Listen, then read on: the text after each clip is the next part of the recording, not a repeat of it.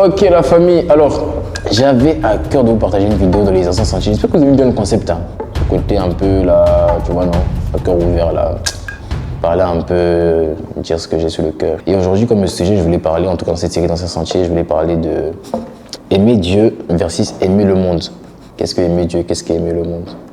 Mais bon, aimer Dieu en réalité, on pense pas, on pense le connaître, mais on le connaît pas. Moi je dis tout le temps que aimer Dieu en fait a 4 dimensions. Voilà. Il a dit tu aimeras le Seigneur ton Dieu de tout ton cœur, de toute ton âme, de toutes tes forces, de toutes tes pensées. 4 dimensions. La première des dimensions, c'est l'amour de Dieu. Il dit tu aimeras le Seigneur de tout ton cœur.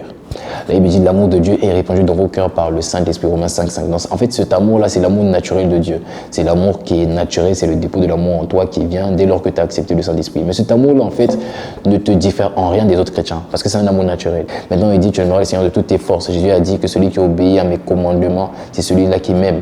Donc, l'amour des forces, c'est l'amour en fait qui est lié à mes actions. Cependant, on peut poser des actions sans réellement, en fait, qui prouvent qu'on aime Dieu, mais on n'aime pas réellement Dieu. En fait, cet amour-là, l'amour des forces, l'amour des commandements, là, ne te distingue pas forcément.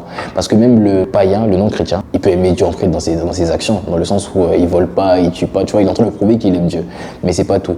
On te dit l'amour maintenant de l'âme. C'est quoi l'amour de l'âme? C'est l'amour qui commence à te distinguer. Et c'est cet amour-là qui a amené, Dieu a dit, j'ai trouvé David mon serviteur. C'est l'amour en fait qui aime Dieu avec affection. Cet amour-là qui aime Dieu comme une personne. Tu vois, qui aime Dieu comme une personne, comme un mari qui aimerait sa femme. C'est un amour qui est tellement puissant. C'est-à-dire que tu arrives à sentir, avoir des sentiments pour Dieu. Tu arrives à avoir de l'affection pour Dieu. Et maintenant, il dit, il y a l'amour des pensées. C'est l'amour, en fait, où du lever du soleil jusqu'à son couchant. David a dit, il dit, la nuit sur ma couche, mes pensées méditent sur tes voies. C'est-à-dire que tes pensées, maintenant, commencent à réfléchir avec Dieu. Dieu, ta première pensée au réveil, ta dernière au coucher. C'est-à-dire que tu deviens obsédé, possédé par lui. C'est ça l'amour de Dieu, c'est ça aimer Dieu.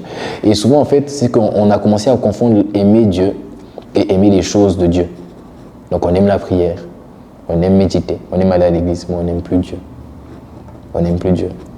Je bénis Dieu tout le temps, je le dis tout le temps, de ce qu'il m'a cherché, il m'a pris, je me suis converti pendant la période Covid. Il n'y avait pas d'église, il n'y avait pas de pasteur. Je n'ai pas aimé les choses de Dieu, j'ai appris à aimer Dieu.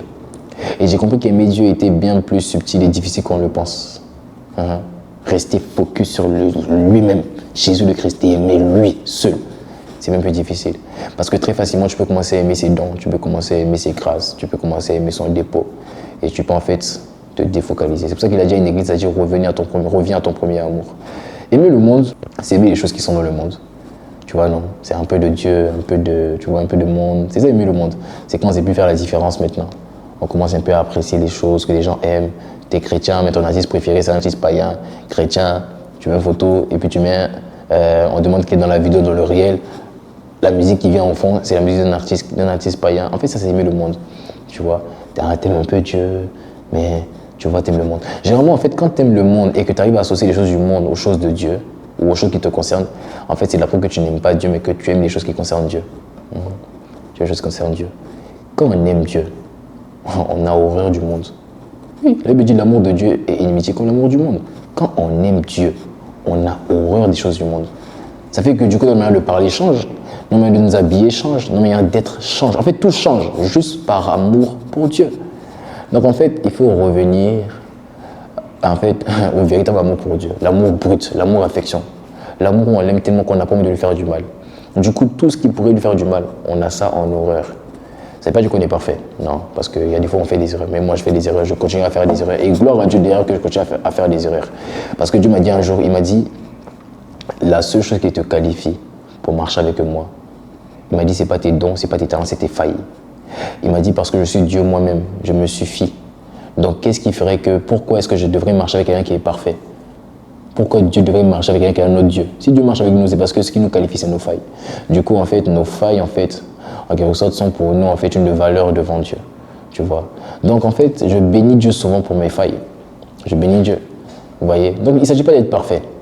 Mais il s'agit au moins que lorsque Dieu a mis le doigt sur ce qui n'est pas de lui, on se redimensionne. Et c'est ça, aimer Dieu. C'est ça le véritable amour pour Dieu. Donc revenons aux anciens sentiers. Apprenons à aimer Dieu. Sortons de l'amour du monde. Et désirons vraiment le Saint-Esprit et aimer la personne du Saint-Esprit. En tout cas, on est ensemble, c'est ce que j'avais à cœur à partager avec vous.